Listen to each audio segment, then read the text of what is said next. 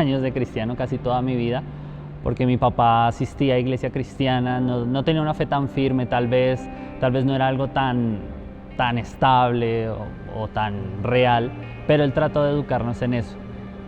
Fuimos a varias iglesias, estuve en varios lugares más o menos hasta los 12, 13 años, casi 14, digámoslo así, y en ese momento empecé a vivir situaciones que no eran comunes para mí, situaciones donde empecé a conocer personas que me empezaron a ofrecer ciertas cosas, obviamente alcohol, drogas, una vida distinta, y creo que me lo vendieron así, como una vida diferente.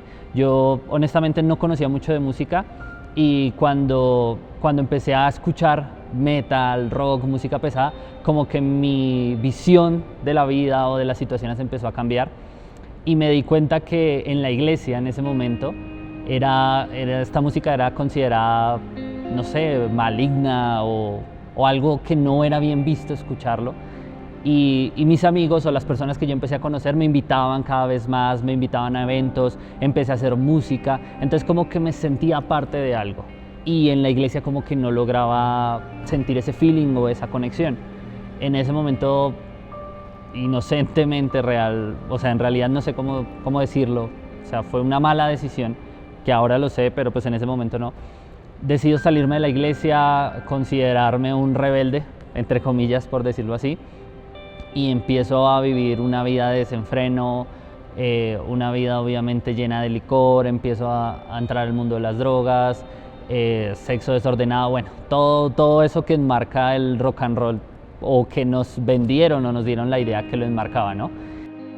Recuerdo que hace más o menos unos 7, 8 años largos, empecé a salir con una persona. Esta persona me invitó a la iglesia, a FOU, me dijo: conozco la iglesia, recuerdo mucho sus palabras, conozco la iglesia ideal para ti, y me nombró en ese momento Rebaño de Lobos, y yo le dije ok. Llega un punto donde me estrello con la realidad, termina esta relación.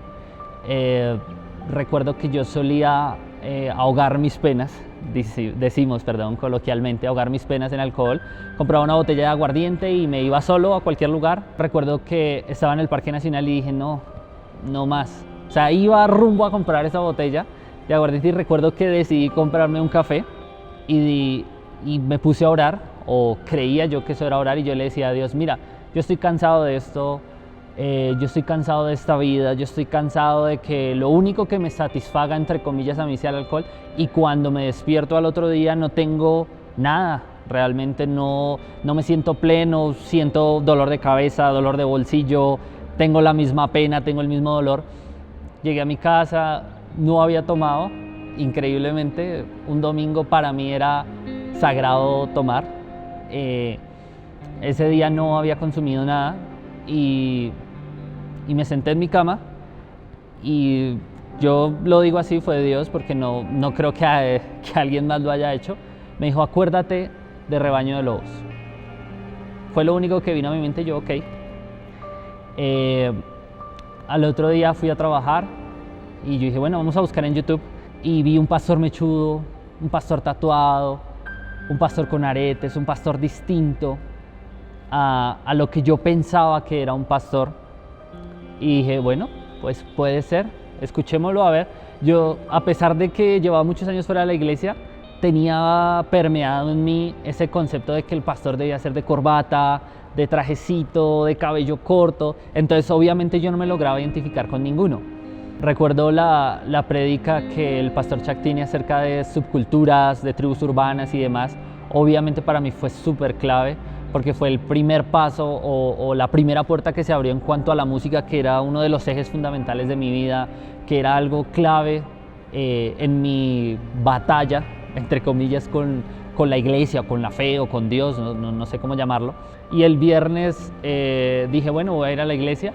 La iglesia, no lo puedo llamar coincidencia porque realmente es Dios, quedaba a 5 cuadras de donde yo trabajaba. Me fui caminando, y ese día no recuerdo qué predicaron, no recuerdo qué dijeron, pero ese día antes de entrar le dije a Dios: Dios, que algo pase, que algo sea diferente. Y ese día mi vida fue impactada. Honestamente no recuerdo qué dijo el predicador, sé que fue una persona que no era el pastor Chuck, pero eso empezó a cambiar mi vida. yo empecé a ser restaurado, empecé a levantarme, empecé a avanzar, pero hubo un área en mi vida que nunca logré aclarar tan rápidamente y era el área sentimental.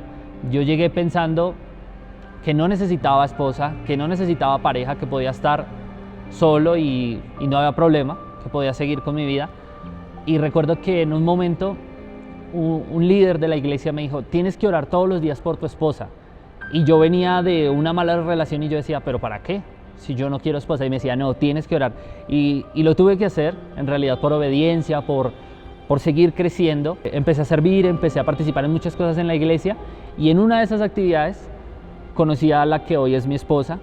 El Señor me mostró que había algo más para mí, una mujer inteligente, sabia, que nunca había tenido ni siquiera un novio y yo no me sentía digno de ella, por decirlo de alguna forma, pero el Señor restauró mi vida en eso y me puso a la mejor mujer que yo he conocido, la mujer de mi vida, la mujer que más he amado, que más amo, y a través de ella veo a Dios. O sea, cuando la veo a mi lado, cuando me levanto junto a ella, cuando hago cosas con ella, cuando viajo, cuando vengo a la iglesia, yo la miro y a veces no le digo a ella nada, pero le doy gracias a Dios porque realmente veo su fidelidad y su amor reflejado en ella, ¿sí? En que todas las áreas de mi vida fueron restauradas y esa que yo creía que nunca iba a levantarse, que siempre iba a ser la oveja negra de mi casa, de mi vida, fue el punto clave donde el Señor me lanzó a un nuevo nivel, donde nos ha llevado a cosas grandes, increíbles, que